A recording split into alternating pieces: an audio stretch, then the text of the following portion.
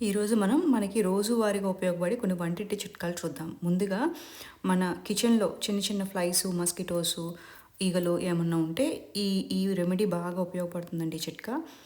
ఆహ్, నిమ్మకాయని ఒక అరచెక్క తీసుకొని ఇలా లవంగాలు నిమ్మకాయలాగా దూర్చుకోవాలి. తర్వాత పొయ్యి అంటించి నిమ్మకాయని అలాగా పొయ్యి మీద ఒక ఫ్యూ సెకండ్స్ అలా పెట్టి కొంచెం నిప్పు కూడా అంటుకునేలాగా కిందకి పైకి ఇలా తిప్పండి కొంచెం. లవంగాలకి నిప్పు అంటుకునేలాగా.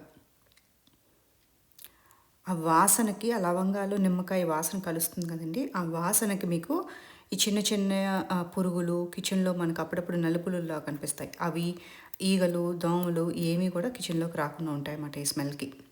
అంత మంచి చిట్కా ఇది. మీరు ఎక్కువ సేపు కూడా బర్న్ చేయక్కర్లేదు. జస్ట్ అలా స్లైట్‌గా పెట్టేసి అలా గ్రిల్ మీద పెట్టేసేయండి. స్లోగా రిలీజ్ చేస్తుంది. తర్వాత మన వంటింట్లో చెత్తబుట్ట చాలా వాసన వస్తుంది కదా! అలాగా చెత్తబుట్ట వాసనని అవాయిడ్ చేయాలంటే ఏంటంటే కల్లుప్పు ఉంటుంది కదా! రాక్ సాల్ట్ మనకి అది ఇలాగ జల్లేసుకుని దాంట్లో ఒక పేపర్లు గానీ, నాప్కిన్‌లు గానీ ఇలాగా ఒక 2 లేయర్లుగా ఒత్తుగా తీసుకొని కింద అలా పెట్టేసుకోండి. దీనిపైన ట్రాష్ బ్యాగ్ వేసుకోండి. ఈ చెత్తబుట్టలోకి కవర్ వేయటం మాత్రం మర్చిపోవద్దు. కింద సాల్ట్ వేసి, తర్వాత దాని పైన పేపర్ గానీ, నాప్కిన్ గానీ పెట్టి ఇలాగా బ్యాగ్ వేసుకోండి. మీకు వాసన అనేది తెలీదు. ఇప్పుడు మూడవది ఏంటంటే, జార్‌లో మనకు యూజువల్‌గా అల్లం వెల్లుల్లి పేస్టులు ఇలాంటియన్నీ స్టోర్ చేసినప్పుడు మనకు ఆ వాసన పట్టేస్తుంది జార్‌లో. సో, ఆ వాసన పట్టినా పోయేటట్టు ఎలా పోతుందో మీకు చూపిస్తాను. మీకు ఏదన్నా న్యూస్ పేపర్ ఇలా ఏ పేపర్ అన్నా ఉంటే ఇలాగా చుట్టుముట్టేసి మొత్తం ఇలా బాల్‌లా చేసేసుకొని మీ జార్‌లో పెట్టేసుకోండి. మొత్తం జార్ అంతా ఫుల్‌గా పట్టేటట్టు పెట్టేసుకోండి పేపర్‌ని. ఏ పేపర్ అయినా పర్లేదండి. పేపర్ ఇలా జస్ట్ ముడతలుగా చేసేసుకొని బాల్‌లా చేసుకొని ఇలా పెట్టేసుకొని మూత పెట్టేసి ఒక ఫుల్ రోజు దాన్ని అలా వదిలేసేయండి ఒక పక్కకి. మీకు ఆ జింజర్ గార్లిక్ పేస్ట్ గానీ చాలా స్ట్రాంగ్‌గా వస్తుంది కదా! స్మెల్ పట్టేస్తుంది. అదంతా కూడా పోతుందన్నమాట మీకు. ఇంకోటేంటంటే మీకు ఫుడ్ ఐటెమ్స్ మీకు ములక్కాడలు గానీ, ఆకుకూరలు గానీ తొందరగా పాడైపోతాయి మనకి. సో, ఈ లాంగ్ టైమ్ మీరెలా ఉంచుకోవాలి ఫ్రిడ్జ్‌లో, ఒక 3 వారాల వరకు ఫ్రెష్‌గా ఉండటానికి చిట్కా ఇది. ములక్కాడలకండి ఇలాగ నేను ఒక న్యూస్ పేపర్ కానీ, నాప్కిన్ గానీ మీరిలాగా టిష్యూ నాప్కిన్స్ కానీ ఇలా తీసుకొని ఇలాగా బాక్స్‌లాగా తీసుకున్నాను దాంట్లో పరుచుకొని, ఇప్పుడు ములక్కాడలు మీరు కట్ చేసిన ములక్కాడలన్నీ దాంట్లో వేసేసుకోండి. వేసేసుకొని ఆ మిగతా పక్కన ఆ నాప్కిన్ ఉంచుకున్నాను కదా! దాన్ని దీనిపైన కవర్ చేసేసుకోండి కంప్లీట్‌గా. మూత పెట్టేసుకొని ఫ్రిడ్జ్‌లో పెట్టేసుకుంటే మీకు ఆల్మోస్ట్ 3-4 వీక్స్ ఉంటుంది. ఏమి పాడవు ఇవి. సేమ్ ఇలాగే ఆకుకూరలు ఏ ఆకుకూరకైనా కూడా ఇలాగ నాప్కిన్‌లో మీకు చెప్తానిప్పుడు. చూసారు కదా! నేనిక్కడ గోంగూర తీసుకున్నాను. ఏ ఆకుకూరన కొత్తిమీర గానీ, కరివేపాకు కానీ ఏదన్నా సరే ఆకుకూర ఇలాగ నాప్కిన్‌లో గానీ, పేపర్‌లో గానీ ఇలా రోల్ చేసేసుకొని నీట్‌గా ప్లాస్టిక్ బాక్సులు ఉంటాయి కదా మీకు, ఆ ప్లాస్టిక్ బాక్సులు తీసేసుకొని దాంట్లో మామూలుగా ఇలా పెట్టేసుకొని మీరు మూత పెట్టేసుకొని ఫ్రిడ్జ్‌లో పెట్టేసుకోండి. మీరు దీంట్లో ఎన్ని లేయర్లన్నా అలా యాడ్ చేసుకోవచ్చు. ప్రాబ్లమ్ ఏం లేదండి. మీకు బాక్స్ పెద్దగా ఉంటే కొత్తిమీర మిక్స్ కూడా చేసేసుకొని పెట్టేసుకోవచ్చు అలాగా. దీన్ని ఫ్రిడ్జ్‌లో పెట్టుకుంటే ఒక 3 వారాల వరకు అవి ఫ్రెష్‌గా ఉంటాయి. ఏం పాడవు. మిల్క్ మనకి చాలా తొందరగా పొంగిపోతుందండి. పొంగిపోతే పొయ్యంతా చిరాకయిపోతుంది కదా! మీరు మిల్క్ కాసుకునేటప్పుడు దాంట్లో ఒక గరిటె ఇలా పెట్టేశారనుకోండి. ఏదన్నా సరే స్టీల్ గరిటన్నా, వుడ్ గరిటన్నా ఏదన్నా ఇలా పెట్టేస్తే మీకు మిల్క్ అసలు పొంగదండి.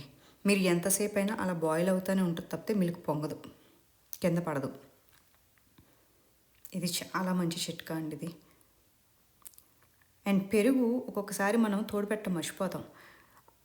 అప్పుడు 2 గంటల్లో మీకు పెరుగు తోడిపోయే చిట్కా ఏంటంటే, మనం యూజువల్‌గా పెరుగు ఒక అర స్పూన్ ఏస్తాం పులుపొచ్చేస్తుంది. కానీ ఇక్కడ ఒక స్పూన్ ఫుల్‌గా వేసేసుకొని, పాలుని కొంచెం మనం యూజువల్‌గా పెరుగు తోడుపెట్టేటప్పుడు కొంచెం గోరువెచ్చగా తోడుపెడతాం గదా! అలా కాకుండా కొంచెం ఎక్కువ వేడింకా.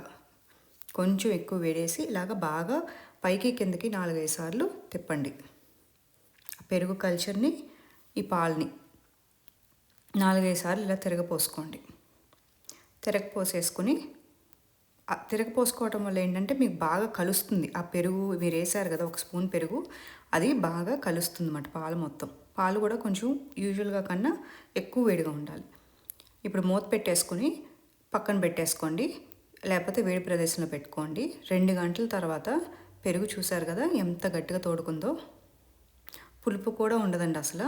ఇది ఫాస్టెస్ట్ మెథడ్. తర్వాత మీకు మూకుళ్ళుంటాయి. మూకుళ్ళకి అంచులకి ఆయిల్ మనం ఏదన్నా వేయించుకున్నప్పుడు అది నల్లగా పట్టేస్తుంది కదా! దానికి ఇలాగా ఒక బాయిలింగ్ వాటర్‌లో బేకింగ్ సోడా వేసుకొని ఇలాగా ఏదైతే వెసల్ మీరు అనుకుంటున్నారో ఆ వెసల్‌ని ఇలా పెట్టేసి ఒక 10 నిమిషాలు ఉడకనివ్వండి. ఉడకనిచ్చిన తర్వాత దాన్ని ఇప్పుడు అదే వెసల్‌లో కొంచెం నీళ్లు పోసుకొని బేకింగ్ సోడా వేసుకొని శుభ్రంగా రుద్దేసుకోండి దీన్ని. యూజువల్‌గా మీకు స్క్రబ్ చేస్తే మీకు అసలు పోదు. మీకు చాలా గంటలు గంటలు పట్టేస్తుంది అండ్ పోదు కూడా. దీనివల్ల ఏంటంటే మీకు చాలా ఫాస్ట్‌గా పోతుంది.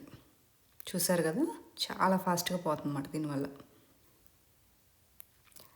తర్వాత మీ ప్యాంట్రీలో స్టోరేజ్ రూమ్‌లో ఫుడ్‌లకి మనకి చాలా చిన్న చిన్న పెంకు పురుగులు బియ్యంలో కూడా పట్టేస్తూ ఉంటాయి మనకి. దానప్పుడు ఏం చేస్తారంటే ఒక బిర్యానీ ఆకు ఉంటుంది కదా! ఆ బిర్యానీ ఆకులు వేసేసుకొని ఒక 2 వేసుకోండి. ఇలా ప్రతి డబ్బాలోని 2 వేసేసుకొని మూత పెట్టేసుకొని పెట్టుకోండి. అసలు మీకు గాజు గాని, పెంకు పురుగు గాని ఏది పట్టదండి. తర్వాత కొబ్బరికాయ మనకి కట్ చేసినప్పుడు చేతులు తెగుతాయేమో అని భయం వేస్తుంది ఇలాగా షెల్ నుంచి తీయాలంటే. దీనికో చిట్కా ఏంటంటే పొయ్యి మీద ఇలాగ పెట్టేసి డైరెక్ట్‌గా ఫ్లేమ్ తగలాలి. ఒక 10 నిమిషాలు అలాగా వదిలేసేయండి ఆ కొబ్బరికాయని, ఆ కొబ్బరి చెక్కని. ఇలా చూసారు కదా వారలు మనకి ఎలాగా వచ్చిందో. ఇప్పుడు దాన్ని ఈజీగా లాగితే వచ్చేస్తుంది మనకి.